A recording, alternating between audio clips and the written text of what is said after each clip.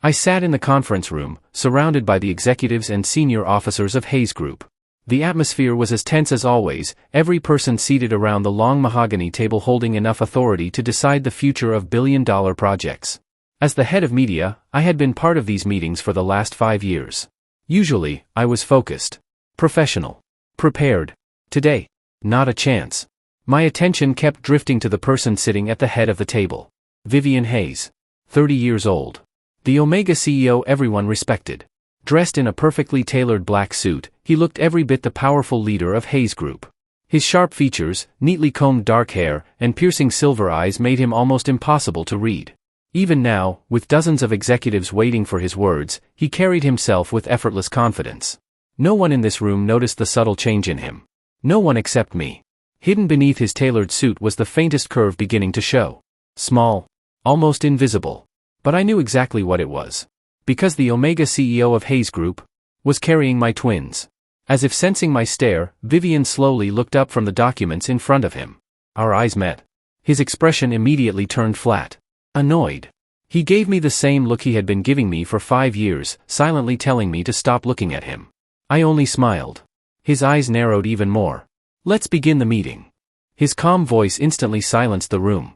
Everyone straightened in their seats. I simply leaned back with the same small smile still on my face. Watching him pretend everything was normal had become strangely entertaining. It had been 5 years since I first joined Hayes Group. Back then, the CEO wasn't Vivian. It was Elizabeth Hayes. An elegant Omega whose grace hid an iron will. She ruled Hayes Group with absolute authority, and even the oldest board members thought twice before disagreeing with her. Vivian was the managing director then. Unfortunately for me, his office happened to be right next to mine. We clashed from the very beginning. Every report I submitted somehow ended up back on my desk with his comments. Every campaign needed revisions. Every meeting turned into another argument. I was convinced he simply enjoyed making my job harder. And judging by the way he looked at me back then, the feeling seemed mutual. So when Elizabeth retired and Vivian officially became CEO, moving his office to the executive floor, I silently thanked the moon goddess. Finally. Peace. No more surprise visits. No more pointless arguments. No more Vivian Hayes breathing down my neck every other hour. I honestly believed that chapter of my life was over. I couldn't have been more wrong. 3 months ago, everything changed. It was Vivian's birthday. A small celebration at his penthouse. Just close friends and a few executives. There was good food. Expensive wine. Far too much alcohol. As the night went on, everyone left one after another until only the two of us remained. Neither of us was thinking straight. One conversation became an argument. The argument became a kiss. The kiss became something neither of us stopped. By the time morning arrived, we had crossed a line neither of us had ever imagined. When we finally sobered up, we sat on opposite ends of his living room in complete silence. It was a mistake, Vivian said first, his expression unreadable. I nodded. A one-night stand. Nothing more. We agreed to forget it had ever happened. No feelings. No expectations. No awkward conversations. We would return to being nothing more than a CEO and his department head. Simple. At least, that was the plan. 2 months later, Vivian called me into his office. I thought he wanted another report. Instead, he closed the door, looked me straight in the eyes, and quietly said, "I'm pregnant." For a second, my brain completely stopped working. And before you start smiling, he added, crossing his arms, no one can know yet. Not the board. Not my mother. Not anyone. I stared at him. Then at the folder in his hands. Then back at him. You're carrying my kids? A tiny nod. I couldn't stop the grin spreading across my face. I was happy. No. I was more than happy. My boss is carrying my kids, I said, almost laughing in disbelief. Vivian's face remained completely blank. He gave me one of his signature irritated looks before sliding a thick file across the desk. Finish your deadline first. That was it. No emotional speech. No dramatic moment. Just another deadline. Somehow, that was the most Vivian Hayes response imaginable. And now, a month later, we sat across from each other in the boardroom. The powerful Omega CEO of Hayes Group still glared at me with the same annoyed expression as everyone discussed quarterly profits. Meanwhile, all I could think was, my boss was carrying our twins. This YouTube version has been edited to comply with YouTube's community guidelines.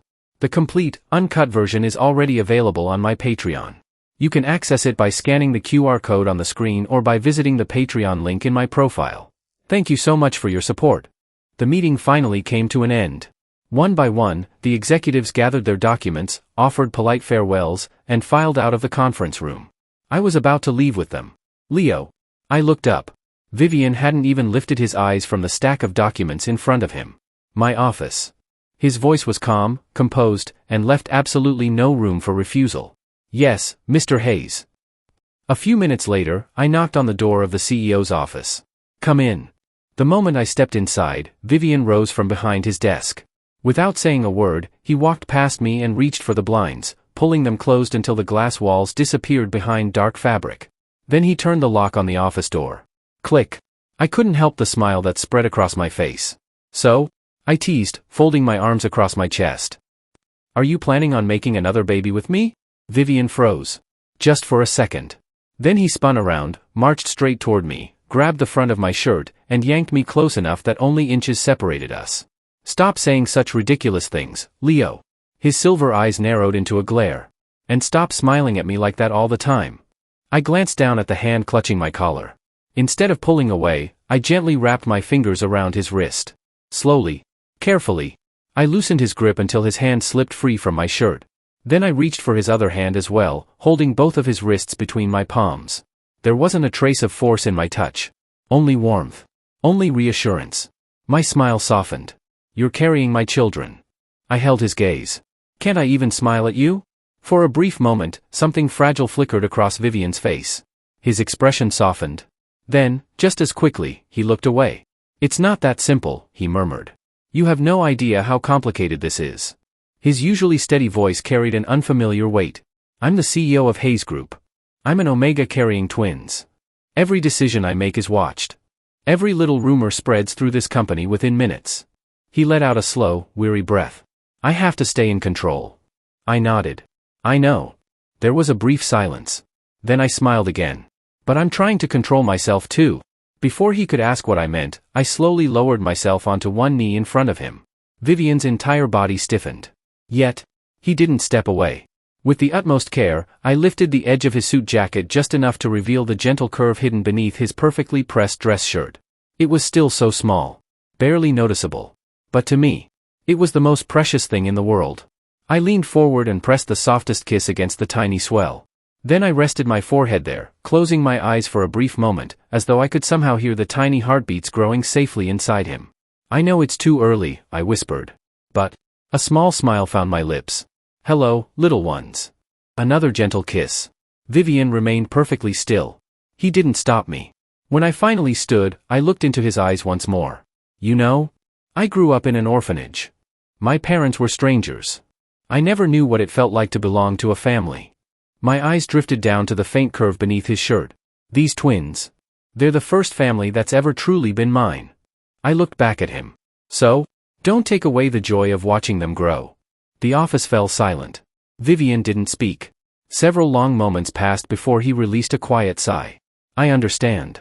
His voice had lost all of its earlier sharpness. I really do. He turned toward the window, staring at the city beyond the glass. But we still have to be careful. I know. Another silence settled between us.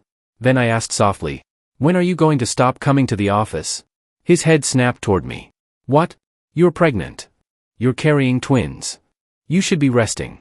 Vivian looked at me as though I had suggested something completely absurd. Why would I stop working? Because your health comes first. I'll rest when I need to, he answered without hesitation. Until then, I'm perfectly capable of running my company. His expression became serious. And when I start showing enough that I can't hide it anymore. He paused. I'll tell everyone the truth. Then his eyes met mine. What happens after that is entirely your decision. I frowned slightly.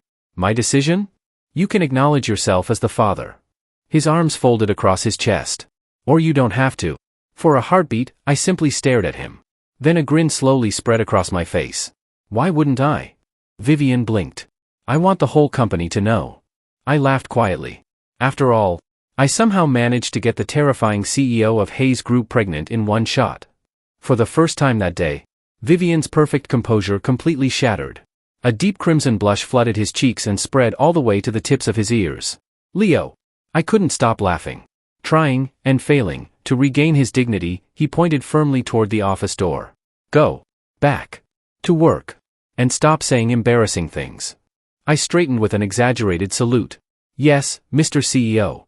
Still smiling, I turned and walked toward the door. Just before I stepped outside, I heard a quiet, utterly defeated sigh behind me. It made me smile even more.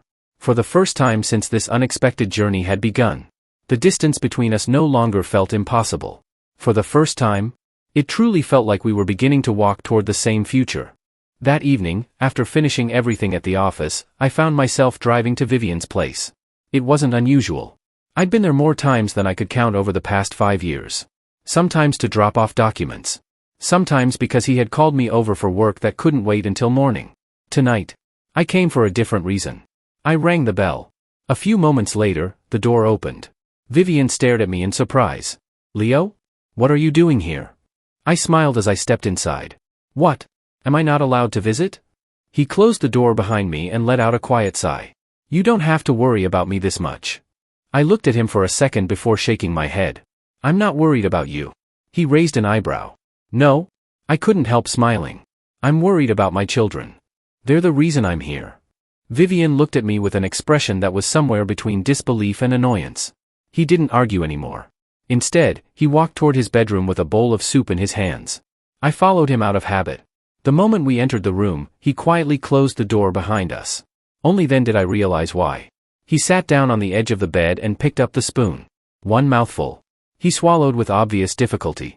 Another. His face immediately turned pale. He quickly covered his mouth before standing up and rushing toward the bathroom. I heard him retching. By the time he came back, his breathing had become uneven, and there wasn't a trace of color left on his face. Still, he picked up the bowl again. As though nothing had happened. As though throwing up after every few bites had become part of his daily routine. I stood there silently, watching him force himself to eat. Every spoonful looked like a battle. He wasn't eating because he wanted to. He was eating because he had to. Because 2 tiny lives depended on him. A strange heaviness settled in my chest. At the office, Vivian always looked so composed. So untouchable. No one would ever imagine this was waiting for him after work. No one knew he was pregnant. Which meant, no one was taking care of him. No one reminded him to eat. No one stayed beside him when morning sickness became unbearable. No one rubbed his back or handed him water afterward. Every night, he went through this alone. I looked at the exhausted man sitting in front of me. Then my eyes drifted to the small curve hidden beneath his shirt. It suddenly felt unfair. Unfair to him. Unfair to our babies. I didn't want them growing up like this. I didn't want Vivian carrying all of this by himself while pretending everything was fine. Without thinking any further, I walked to the bedroom door. Click. I locked it. Vivian looked up. Leo? Pack your things. He frowned. What are you talking about? You're coming home with me. For a moment, he simply stared. Then he gave a tired laugh. You've lost your mind. I'm serious. You need someone beside you. My babies need someone beside them. You can't keep hiding your pregnancy and going through all of this alone. Vivian slowly put the bowl down. I have people. I shook my head. No. You have people who work for you. That's different. He remained silent. I continued. You come home, shut this bedroom door, force yourself to eat, throw up, clean yourself up, and then pretend you're okay. I just watched it happen. And I can't pretend I didn't. He lowered his eyes. I've been managing. I know. But you shouldn't have to. I stepped closer. My apartment isn't bad, you know. It has enough room space. A small smile tugged at my lips. And I can cook. Well, I can at least make soup that doesn't taste terrible. The corner of Vivian's mouth twitched despite himself. Our babies deserve both of us. They deserve to have someone looking after their father. They deserve a healthy pregnancy. So, come home with me. Vivian looked at me for a long time. Then he sighed. You're worrying too much. I immediately shook my head. No. I already told you. I'm not worried about you. I rested my hand gently over the small curve beneath his shirt. I'm worried about my children. They're growing inside you. I have every right to worry about them. So, you're coming with me. For the first time that evening, the light disappeared from Vivian's eyes. A quiet sadness settled across his face. It wasn't anger. It wasn't frustration. It was something much deeper. After a long silence, he slowly moved my hand away. No. His voice was barely audible. I can't. Without another word, he lay down on the bed, turning onto his side. It was his way of ending the conversation. I knew pushing him any further tonight wouldn't change his mind. So I simply stood there for a while, watching him. He looked exhausted. Far more exhausted than he ever allowed anyone to see. I quietly walked over and knelt beside the bed. Carefully, I leaned down and placed a gentle kiss over the small curve beneath the blanket. "Good night, my little troublemakers," I whispered with a smile.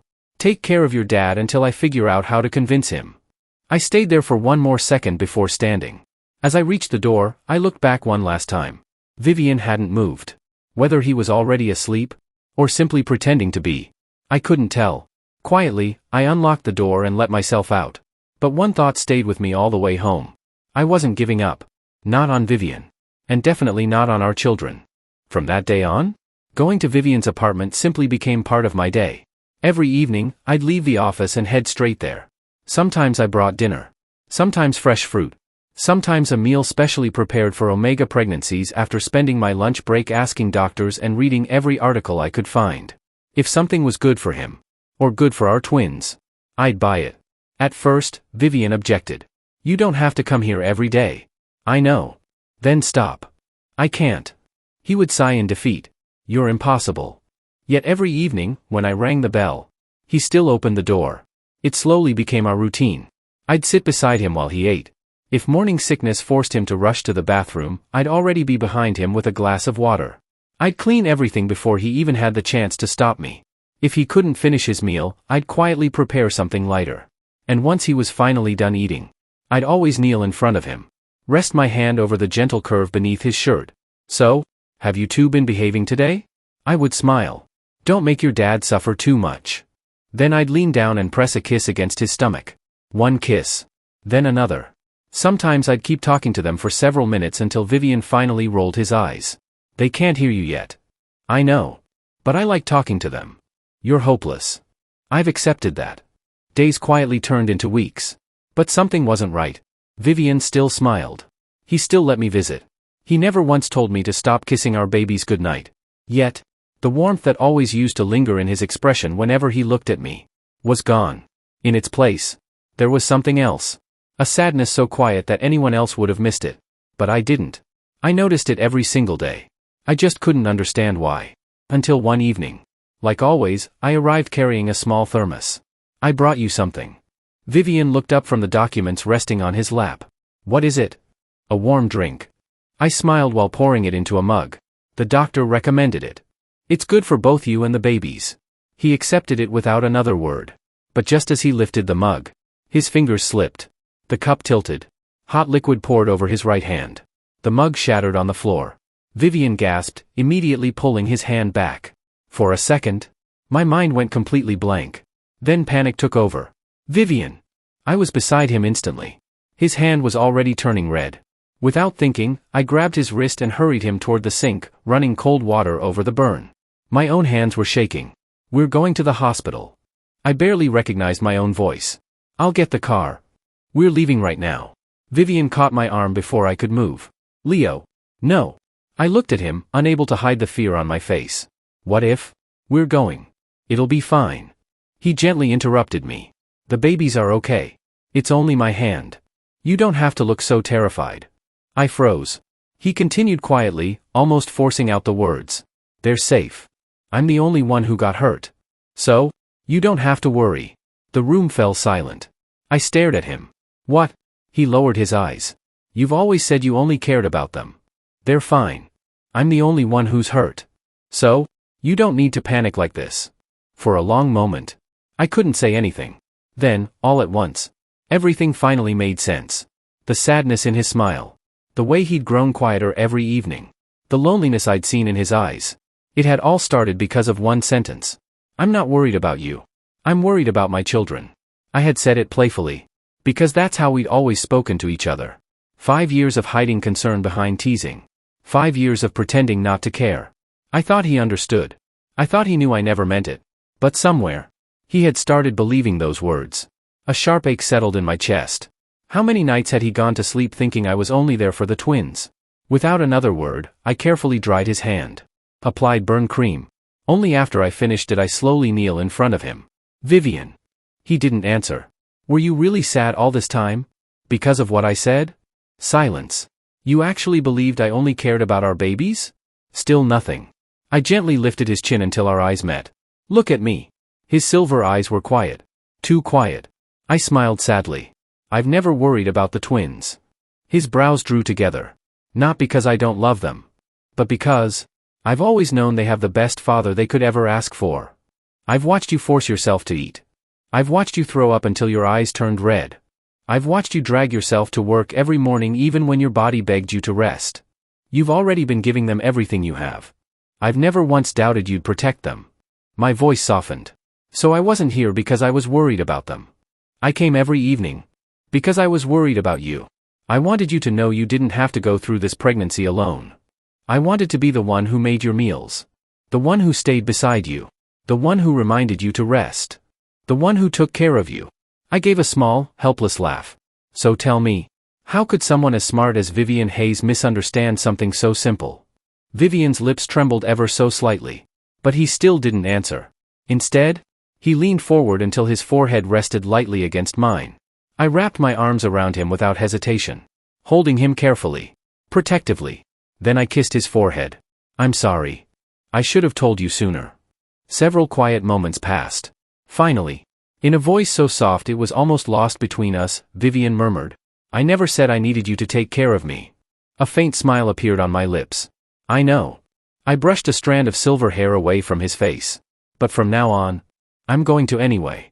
Because at last, I understood what his silence had been asking for all along. By the time Vivian entered his 4th month, there was no hiding the pregnancy anymore. No matter how carefully he dressed. No matter how many meetings he attended with perfect composure. The gentle curve beneath his shirt had become noticeable enough that whispers followed him through the halls of Hayes Group. Employees tried not to stare. They failed. Rumors spread through every department. But Vivian never acknowledged any of them. Until one morning. He called every executive and department head into the main conference room. The room gradually fell silent as Vivian stood at the front. Then, to my surprise, he looked at me. Leo. I met his eyes. Come here. Without questioning him, I walked over and stopped beside him. He didn't ask me to step back. He didn't ask me to stand with the others. He wanted me beside him. For some reason, that simple gesture meant more to me than I could explain. Vivian rested one hand over the gentle curve of his stomach before speaking. I believe most of you have already guessed. His calm voice echoed throughout the room. So I'd rather tell you myself. I'm pregnant. A heartbeat of silence. Then the room exploded with applause. Congratulations, Mr. Hayes. Congratulations, sir. We're so happy for you. Even some of the strictest executives couldn't hide their smiles. Congratulations came from every direction. Then someone laughed. So, who managed to steal our CEO's heart? Several people chuckled. Another executive grinned. Whoever he is, he must be incredibly brave. Vivian remained perfectly composed. He simply reached over and took my hand. The laughter stopped instantly. His fingers tightened around mine. The father of my twins, he said quietly, is Leo. For a second, nobody reacted. Then someone let out a dramatic sigh. I knew it. Another manager laughed. I've been telling everyone for years that those two argued like an old married couple. So every meeting wasn't a battlefield. It was flirting. Vivian gave the speaker a flat look. It most certainly was not. That only made everyone laugh harder. Even I couldn't stop smiling. After that day, life became much simpler. There were no more secrets. No more pretending. Everyone knew. More importantly, everyone started looking after Vivian. If a meeting went on for too long, someone would suggest a break before I even had to. If he skipped lunch, one of the secretaries would quietly remind him. If he looked tired after several meetings, another executive would insist on postponing the rest of the schedule. He no longer had to hide how exhausted he was. He no longer had to pretend everything was fine. And somehow, knowing everyone was looking out for him made me breathe a little easier. Not long after that, I moved into Vivian's apartment. Neither of us ever officially decided it. It just happened. One overnight stay became 2, then a week. Eventually, going back to my own apartment started feeling strange. Before either of us realized it, we had fallen into a comfortable routine. Every morning, we'd leave for work together. Every evening, we'd come home together. Dinner. Doctor appointments. Shopping for baby things. Arguing over which crib was better. It felt almost like we were already a family. Like a married alpha and omega impatiently waiting to meet their twins. Of course. Living together didn't magically change our personalities. Vivian was still Vivian. Leo. Yes? My tablet. It's right beside you. I know. Hand it to me. You enjoy making me do unnecessary things. I'm your CEO. We're at home. You still work for Hayes Group. I sighed dramatically before handing it to him. Anything else, Your Majesty? He didn't even look embarrassed. Bring me the file on tomorrow's meeting. You're unbelievable. So I've been told. I laughed despite myself. At the office. Nothing had changed either. Well, almost nothing.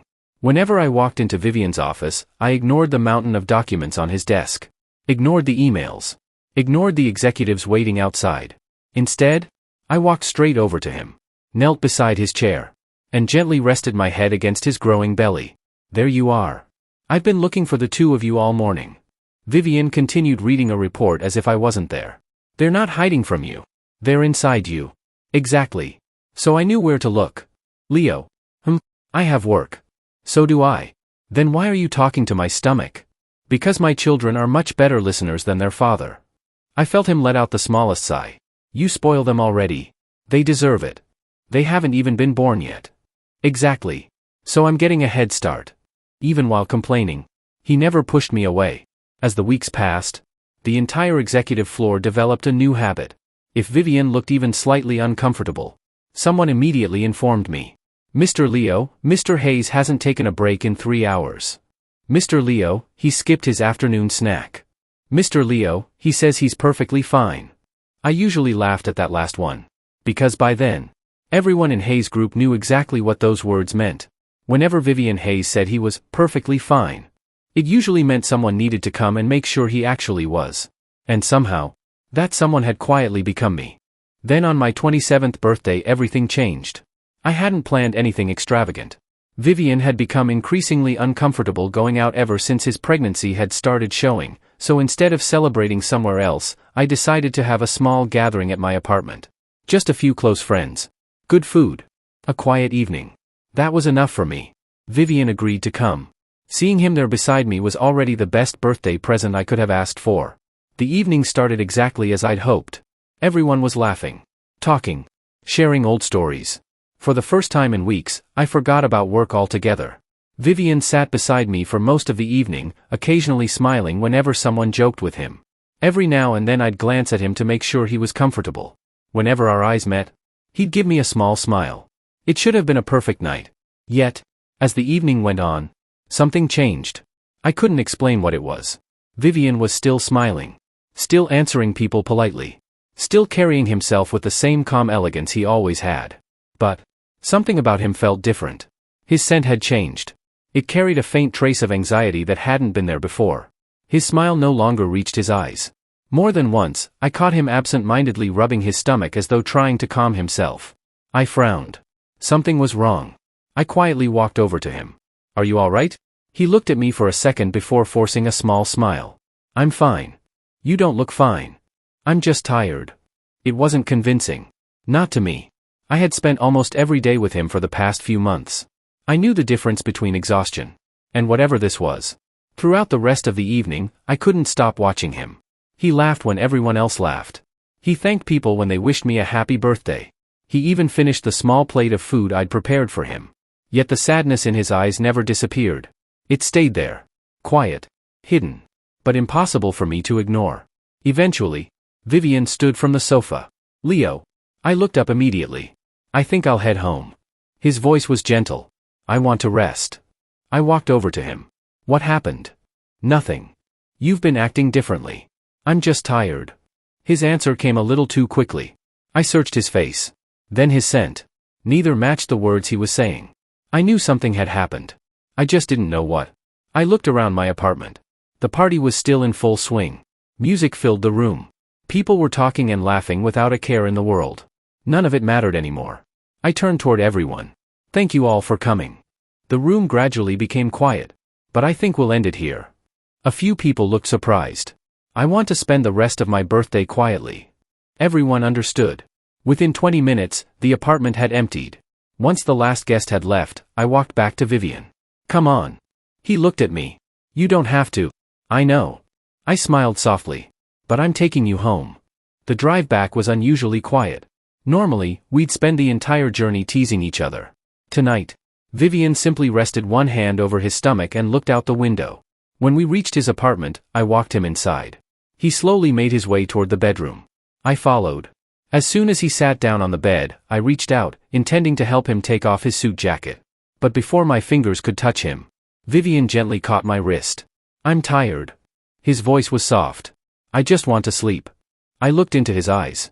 There was no anger. No annoyance. Just distance. A distance that hadn't existed between us in months. All right. I didn't push him. Instead, I pulled the blanket over him and gently adjusted the pillow beneath his head. "Get some rest." He nodded without looking at me. Within minutes, he had turned onto his side, one hand resting protectively over the twins. I stayed seated beside the bed for a long time, watching him, listening to his breathing, trying to understand what had changed. I couldn't. But I knew one thing with absolute certainty. Someone, or something, had taken away the warmth in his eyes that evening. And until I found out what it was, I wasn't going to rest either. The next morning, I realized it wasn't just my imagination. Vivian was avoiding me. Not openly. Not in a way anyone else would notice. But I noticed. Every little change. Every little step he took away from me. If he wanted a glass of water, instead of calling my name like he always did, he'd ask one of the house staff. If he needed a file from his study, he'd ask someone else to bring it. If I was already walking toward him to help, he'd quietly say, "It's all right. I've got it." At first, I told myself I was overthinking. Maybe he was just tired. Maybe the pregnancy was making him emotional. Maybe he simply wanted a little space. But then, he stopped coming close to me. The little habits we'd built over the last few months disappeared. He no longer leaned against my shoulder while reading reports. He no longer reached for my hand without thinking. Even the tiny smiles he'd unconsciously give me throughout the day were gone. The hardest part was when he stopped letting me be affectionate with him. One afternoon, after a long meeting, I walked into his office. Like always, I made my way toward him. Without thinking, I bent down, intending to rest my head against his growing belly. Before I could, Vivian quietly took a step back. "I'm working." I froze. "Right." I smiled awkwardly. "I'll wait." But he never came closer again. That evening, while we were having dinner, I reached across the table and gently took his hand. He looked down at our hands for a brief moment. Then, very carefully, he slipped his fingers from mine. "Eat before it gets cold." My chest tightened. Another evening, as he was leaving for work, I leaned in to kiss his forehead like I always did. Vivian turned his head just enough for my lips to miss. "I'll be late tonight." He spoke as though nothing had happened. As though he hadn't just avoided me. Every day, the distance between us grew a little wider. Until one evening, he spoke while folding a few of his clothes. "You should go back to your apartment sometimes." I looked up from the couch. "What? You've been staying here every day." He kept folding the clothes, never looking at me. "You should spend some time at your own place too." For a moment, I couldn't even answer. "Are you asking me to leave?" "No." His reply came quickly. "I'm just saying. You don't have to stay here all the time." The words hit harder than I expected. I forced a smile. "I don't want to be anywhere else." Vivian didn't respond. As the days passed, I kept asking, "Vivian, did I do something wrong?" "No." "Then why are you avoiding me?" "I'm not." "You are." Silence. Another day. I asked again. "Is someone bothering you at work?" "No." "Did someone say something to you at my birthday party?" For the briefest second, his expression changed. Then it disappeared just as quickly. Nothing happened. He wouldn't tell me anything. No matter how many times I asked. No matter how gently. No matter how desperately. Every answer was the same. "I'm fine." Nothing happened. "You're thinking too much." But I wasn't. I knew him. I knew something had broken inside him. I just didn't know what. Then, one night, as we were getting ready to sleep, Vivian suddenly spoke. His voice was so quiet I almost didn't hear it. "Leo." He kept his eyes on the blanket covering his stomach. "I'll never stop you from living your own life." I frowned. "What are you talking about?" "You don't have to feel obligated to stay with me." He smiled. It was the saddest smile I'd ever seen on him. "You don't have to force yourself." My heart dropped. "What? You've already done more than enough. You don't owe me anything. I'll never ask you to stay." Something inside me snapped. "Stop." He looked at me. "Don't say things like that." I moved closer without thinking. "I'm here because I want to be." I don't want another life. I don't want another home. I don't want to be anywhere except beside you. My voice had become louder than I intended. So stop saying I have to leave. Stop saying I'm forcing myself. I've never felt forced. Not for a single second. Vivian quietly lowered his eyes. I know. But even after saying those words, nothing changed. The next morning, he still asked the house staff instead of me. He still stepped away whenever I got too close. He still smiled politely, while keeping an invisible wall between us. And with each passing day, watching him pull farther away from me drove me a little more insane. It continued like that. For almost 15 days. 15 days of watching Vivian slowly disappear behind a smile. He still spoke to me.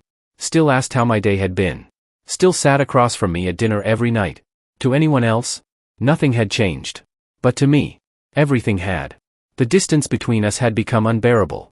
Then one evening, Vivian's mother came over for dinner. She greeted us with the same warmth she always had, immediately fussing over whether Vivian had been eating properly. She brought homemade food. Scolded him for working too much. Then, halfway through dinner, her eyes moved from Vivian to me. A knowing smile slowly appeared on her face.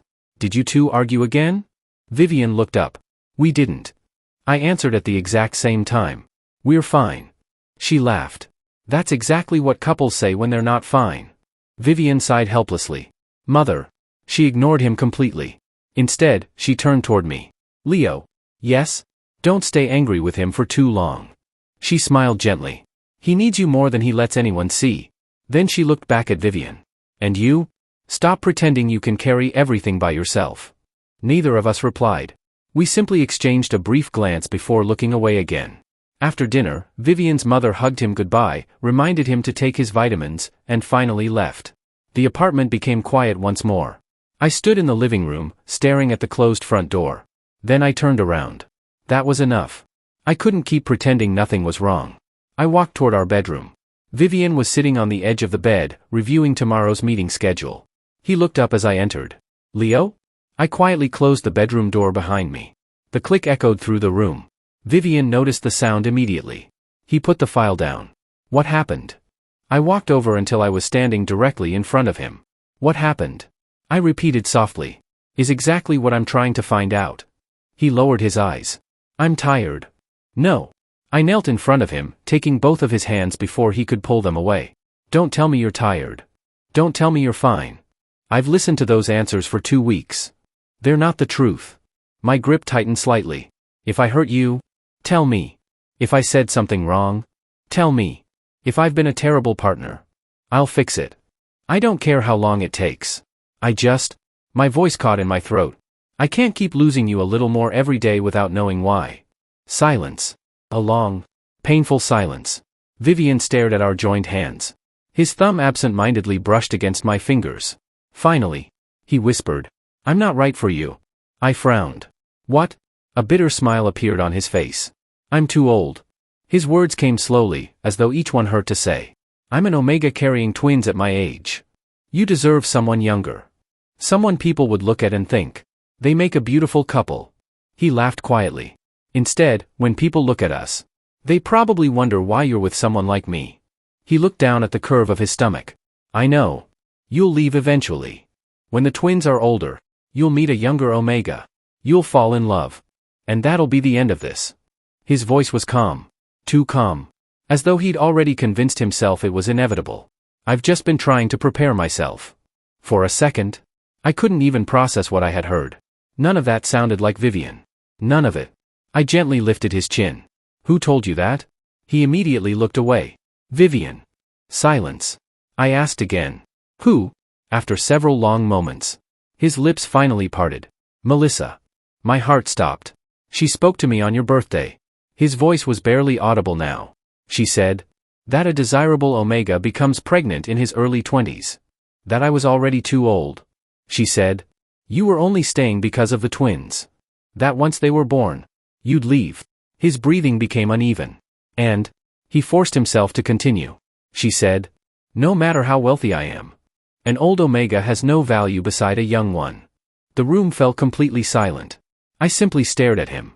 Disbelief, anger, guilt, everything crashed into me at once. Melissa, my ex. Someone who had known me almost my entire life. Someone who knew exactly how much I hated judging people like that. She had looked at the man carrying my children and made him question his own worth. I slowly cupped Vivian's face with both hands. "Look at me." He hesitated. Then our eyes met. Not one word she said is true. Not one. I spoke slowly, making sure he heard every syllable. I didn't end things with Melissa because I wanted someone younger. I ended things because I realized something neither of us could change. I smiled sadly. I wasn't meant to spend my life with a woman. I fell in love with an Omega. I fell in love with you. And those are two very different things. A tear escaped the corner of Vivian's eye. I brushed it away with my thumb. "You think I'm staying because of the twins?" I shook my head. If it was only for them, I wouldn't have moved into your apartment. I wouldn't have argued with you every day just to make sure you ate. I wouldn't have spent hours talking to your stomach because it made you smile. I stayed because every day I wanted to come home to you. I leaned forward until our foreheads touched. I love you. I love the stubborn CEO who orders me around. I love the Omega who refuses to admit when he's exhausted. I love the father of my children. And I'm going to keep loving you. When you're 40. When you're 60. When we're both old and arguing about whose turn it is to chase our grandchildren. A shaky laugh escaped Vivian. I smiled. And for the record. He looked at me. "You keep calling yourself old? But you still look like you're barely in your 20s. He immediately frowned. "You're lying." "I'm not. I've seen 20-year-olds. They're nowhere near as handsome." A blush spread across his cheeks. "Leo." "What?" I was trying to have an emotional conversation. "I am." "No. You're flirting." "I can do both." He let out another quiet laugh. Then I pretended to think very seriously. "Actually, there is one thing that could make me leave." His expression immediately changed. "What?" I nodded thoughtfully. "You keep ordering me around. Morning. Afternoon. Night. I think it's time my Omega started respecting his alpha." Vivian stared at me for exactly 2 seconds. Then, thud. His fist landed against my arm. Not hard enough to hurt. Just enough to make me dramatically clutch my shoulder. "I've been assaulted. You deserved it." I was pouring my heart out. "You were being irritating." I laughed. Vivian laughed too. Not the polite smile he'd been forcing for days. Not the quiet chuckle he'd been pretending with. A real laugh. The one I'd been missing. The one I'd spent 15 days trying to bring back. And hearing it again felt like the greatest birthday gift I could have ever received. After that night, everything slowly found its way back to us. The quiet distance that had settled between us disappeared as though it had never existed.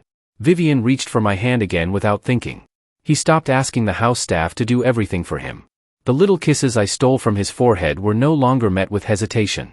Every evening, after dinner, I'd kneel in front of him, rest my cheek against the growing curve of his stomach, and spend several minutes talking to our twins. Vivian would pretend not to enjoy it. "You're distracting them. They're sleeping. Then they'll dream about my voice. They're not even born yet. They already have excellent taste." He sighed dramatically. "Hopeless alpha." I smiled. "And you still love me." "Unfortunately." That single word always made me grin. Before we knew it, Vivian had entered his 7th month. His belly had grown beautifully round, making it impossible for him to hide just how exhausted he had become. The doctor looked at his latest reports before shaking his head. "No more work." Vivian frowned. "I still have board meetings." "No. I have contracts waiting." "No. I'm perfectly." "No." The doctor didn't even let him finish. "You're carrying twins. Your body is working twice as hard. You've done enough.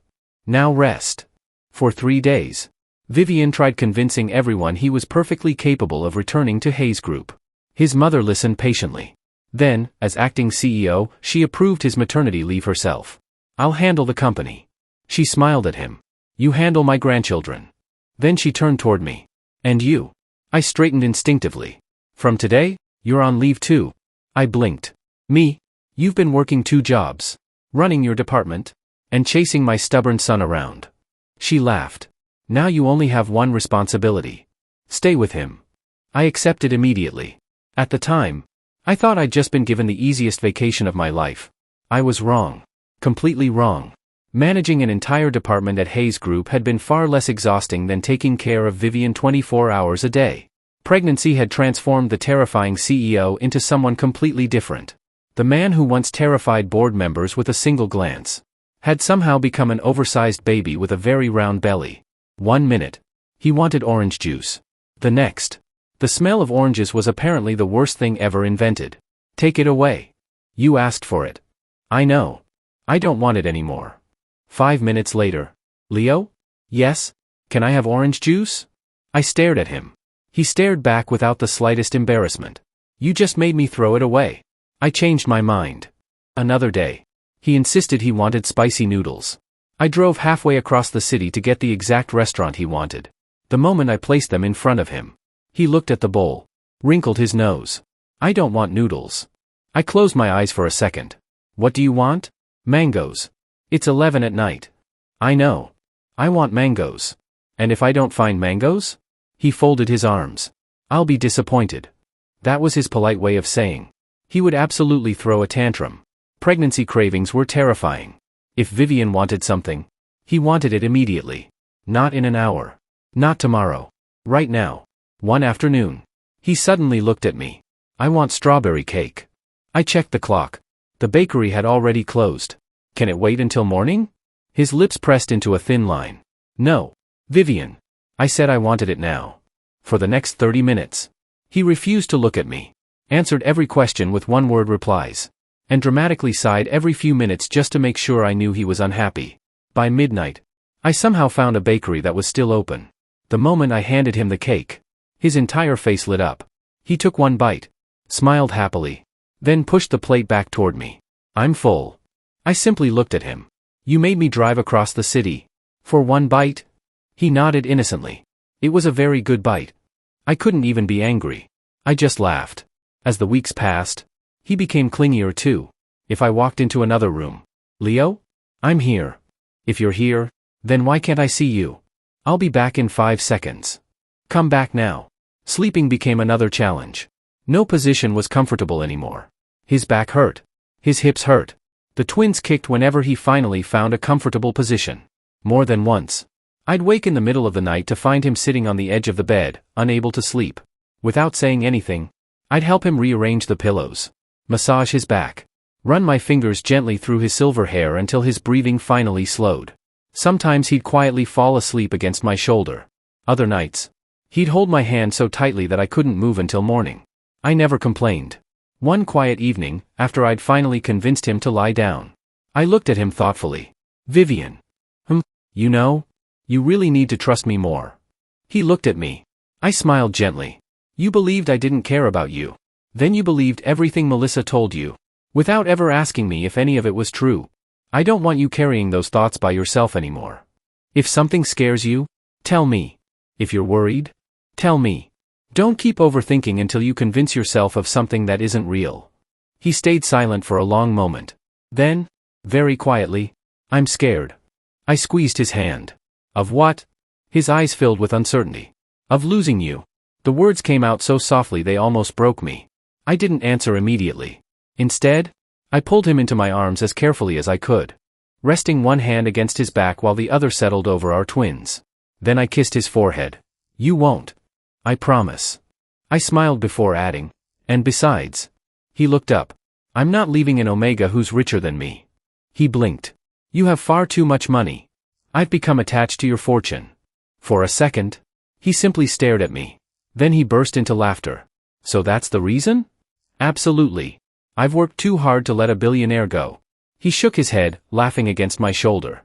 Every day after that, he became just a little clingier. Leo, do you love me? I do. 10 minutes later. Still? I kissed his forehead. Still.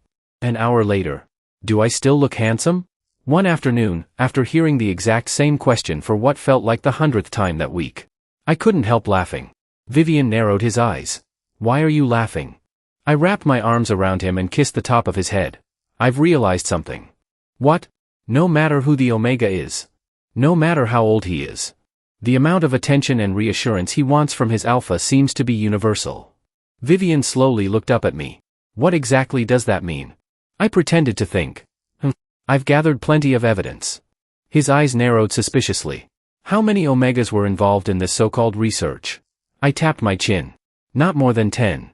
Silence. Then, thump. His fist landed squarely against my shoulder. You idiot. I laughed so hard my stomach hurt. There he is. My terrifying CEO. Vivian huffed, trying to look offended. I should have hit you harder. But you still love me. Unfortunately. I smiled. Some things were never going to change. By the time Vivian reached his 9th month, everything became difficult. Walking, sleeping, breathing. Even sitting for too long made him uncomfortable. The confident CEO who used to move through boardrooms without slowing down could barely make it from the bedroom to the living room without holding my arm. At first, he hated it. Leo, I can walk. You're walking while carrying 2 babies and looking like you're about to fall over. I am not falling over. He took 2 steps. Then immediately grabbed my shoulder. I raised an eyebrow. He glared at me. Don't say anything. I wasn't going to. You were thinking it. I was definitely thinking it. He hit my arm weakly, and I laughed before wrapping an arm around his waist and guiding him slowly forward. As the days passed, he became quieter. Not sad. Just overwhelmed. Some nights he would wake up because the babies were moving too much. Other nights because his back hurt so badly he couldn't find a comfortable position. I would help him sit up, rub his lower back, bring him water, and stay awake beside him until he finally drifted back to sleep. And every single time, before falling asleep, he would reach for my hand. As if he needed to make sure I was still there. Then the day came. Vivian went into labor just after dawn. At first, he tried to stay calm. I think it's starting. An hour later, he was gripping the edge of the couch so hard his knuckles had turned white.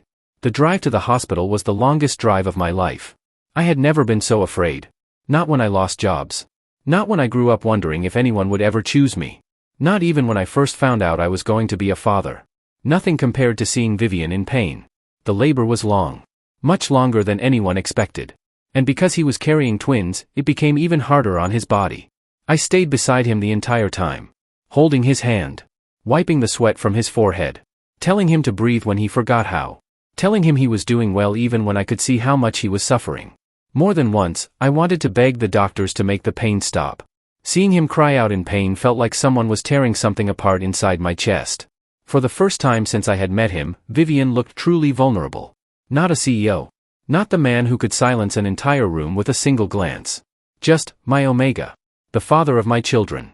The person I loved most in this world. And it broke me. Then, after hours that felt endless, I heard the first cry. A loud, angry cry. My knees almost gave out. A few minutes later, another cry followed. Softer.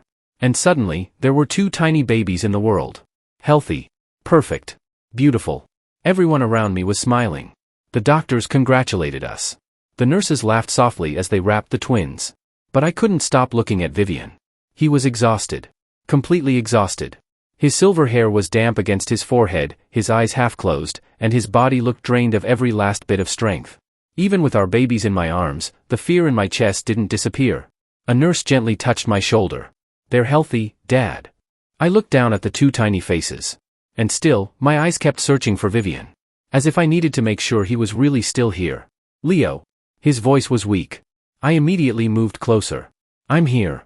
Vivian looked at me for a long moment. Then, despite how exhausted he was, he smiled. A real smile. Small.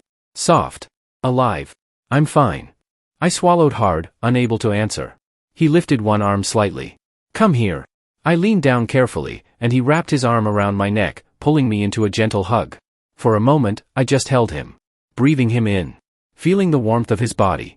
Feeling the steady beat of his heart. Then he whispered against my hair. Sit with me. I sat beside him on the hospital bed. One nurse placed our son in my arms. Another placed our daughter in Vivian's. The room became quiet. No board meetings. No contracts. No fear. No misunderstandings. Just the 4 of us. I looked at the tiny baby sleeping against my chest, then at Vivian holding our daughter with trembling hands. My throat tightened. Without thinking, I rested my head gently against Vivian's shoulder. He turned slightly and pressed a kiss to my forehead. Thank you, he whispered. For what? For staying. For loving me. For loving them. For everything. I closed my eyes. And for the first time in my life, I realized something I had never truly understood before. I had spent years searching for where I belonged. Vivian had spent years believing he had to carry everything alone. But somewhere between the arguments, the late-night cravings, the fear, the laughter, and the tears, we had found it. Not in the company. Not in money.